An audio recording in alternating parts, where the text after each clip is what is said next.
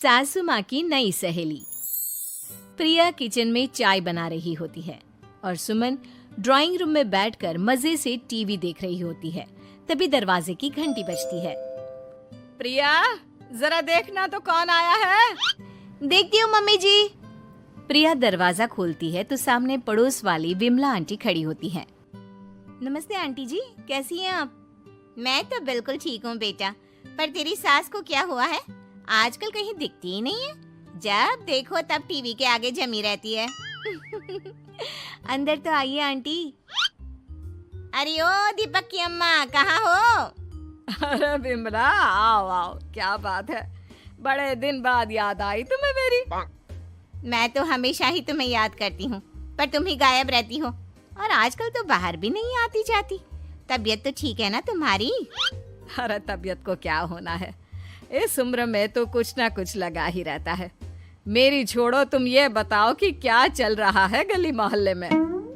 तुम गली मोहल्ले की छोड़ो, चल तो तुम्हारे पड़ोस में रहा है। तुम्हारी नई सहेली आई है। मेरी कौन सी नई सहेली?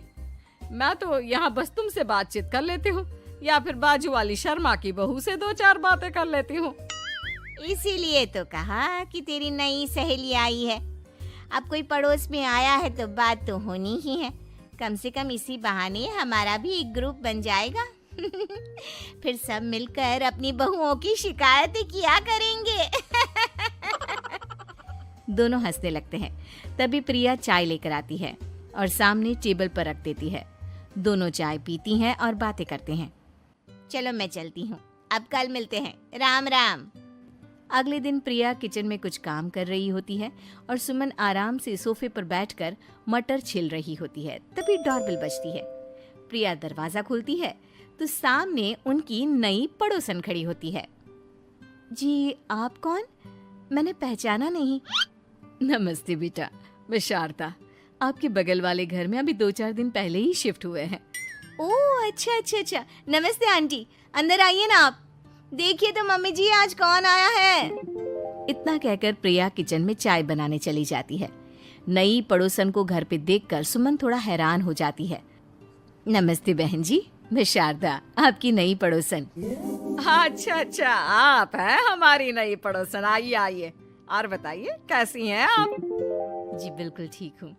वो दरअसल घर पर छोटी सी पूजा रखवाई थी, बस उसी का प्रसाद देने चली आई।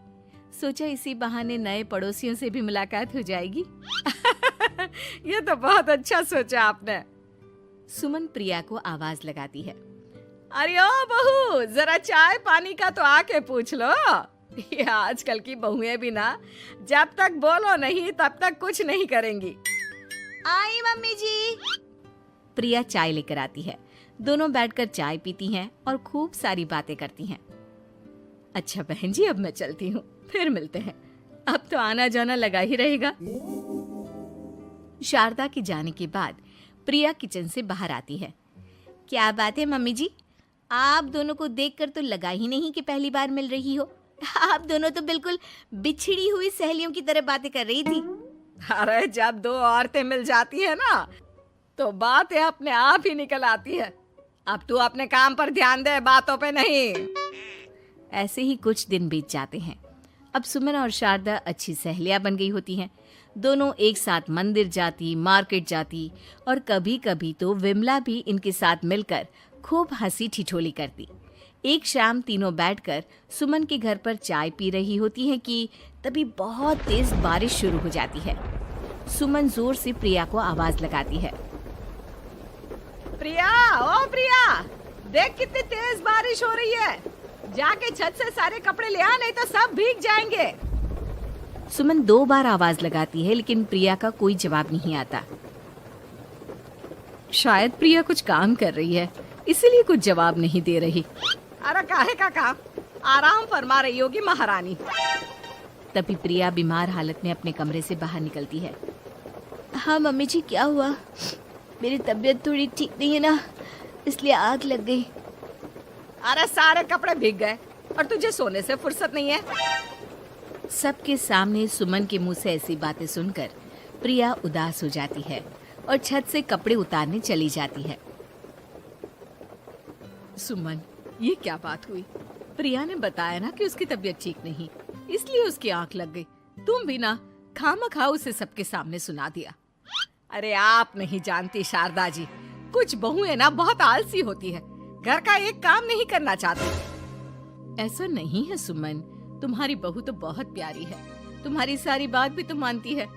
हाँ सुमन, तुम प्रिया के बारे में ऐसा क्यों सोचती हो? मेरी भी दो दो बहुएं हैं, लेकिन मैं उन्हें अपनी बेटियों की तरह रखती हूँ। आखिर वो भी तो किसी की बेटियां ही है ना। और अगर तुम ऐसा ही व्यवहार करोगी तो एक दिन प्रिया भी तुम्हारे साथ ऐसा ही बर्ताव करेगी। शारदा और विमला की बातें सुनकर सुमन की तो बोलती बंद हो जाती है।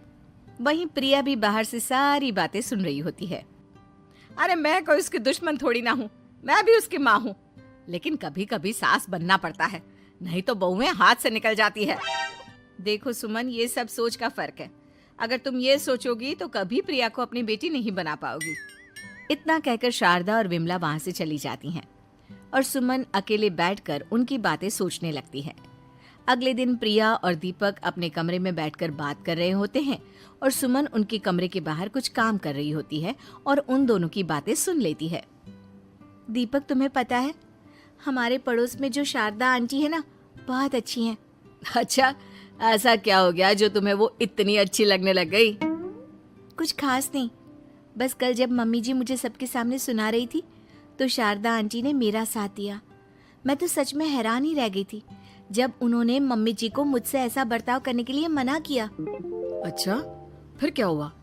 होना क्या था, शारदा आंटी तो मम्मी जी को समझा ही रही थी कि बहू को भी बेटी की तरह ही रखना चाहिए, लेकिन मम्मी जी तो मम्मी जी है ना, उन्हें तो मुझ में हमेशा कमी ही दिखती है। काश मुझे भी शारदा आंटी जैसी सास मिली होती जो मुझे भी अपनी बेटी जैसी समझती। सुमन ये सब सुनकर बहुत उदास हो जाती है और वहां से चली जाती है। प्रिया की बातें सुमन के कानों में बार बार गूंज रही थी। उसे बहुत शर्मिंदगी महसूस हो रही थी कि उसने प्रिया के साथ बहुत गलत किया है। अगले दिन सुमन शारदा और विमला को बुलाती है। क्या बात है सुमन, आज तूने ऐसे अचानक क्यों बुलाया? सब ठीक तो है ना? हाँ हाँ, सब ठीक है, तुम दोनों बैठो तो सही। तब तक दीपक और उसके पापा भी आ जाते हैं। प्रिया, तुम भी आ जाओ। क्या हुआ मम्मी जी, आपने बुलाया? हाँ प्रिया बेटा, मैं आज सबके सामने तुमसे माफी मांगना चाहती हूँ।